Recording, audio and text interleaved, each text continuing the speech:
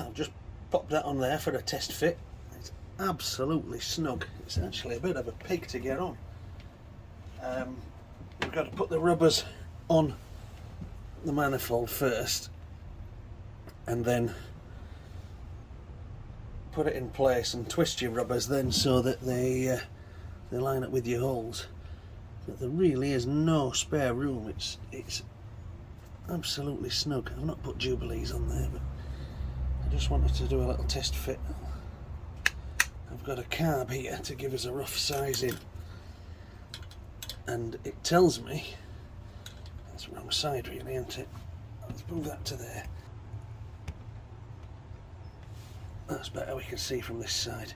So I went carbs on. It's not going to fit because we're fouling this fins as well actually. So really this carb wants to sit here. It's about half the angle that currently exits at would sit there.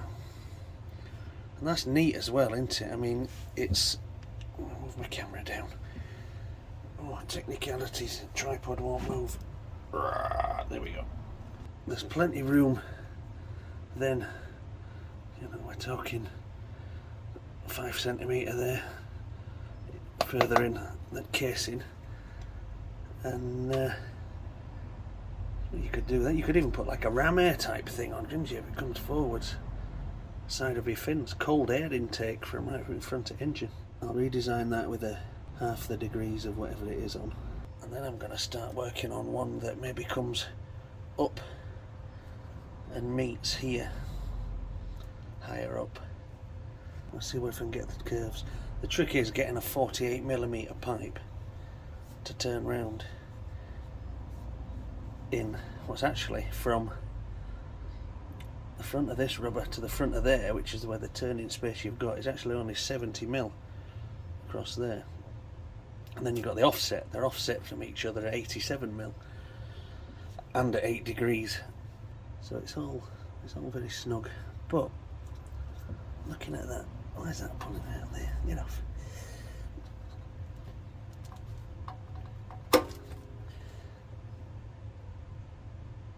I reckon we can utilise this space for a bit more of a better mixing chamber.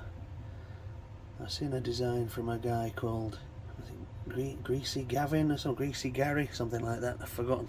I'll tag him. And his comes more up before it drops down, and that might help with my theory of smashing the fuel particles against a wall like it seems most single carb systems do. I could maybe curl up and then in, I don't know, and then come from below. We'll see what Fusion will let me scrape together on the angles, because that was already pushing it, to be honest. It's actually got a slight curve going into the boot, but the rubber of the boot will compensate for that. Maybe I'll come up and meet and then curve it around to put the carb here. You know, maybe that's an option.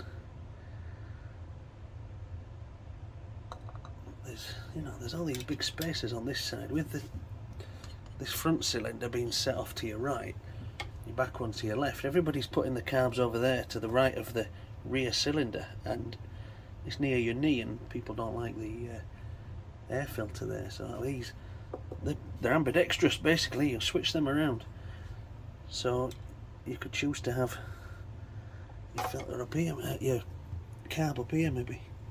So if you have any thoughts on what you think might work, always open to suggestion. Give us a subscribe. Give us a subscribe on YouTube. That's the main one. Give us a subscribe on there. I hit 250 subscribers today, so that's nice. And I got a message the other day saying the guy had virtually rebuilt his bike from watching my videos, so that was nice. Because I do enjoy doing this, and I'll be glad to work on bikes properly again when my shoulder's better. But for now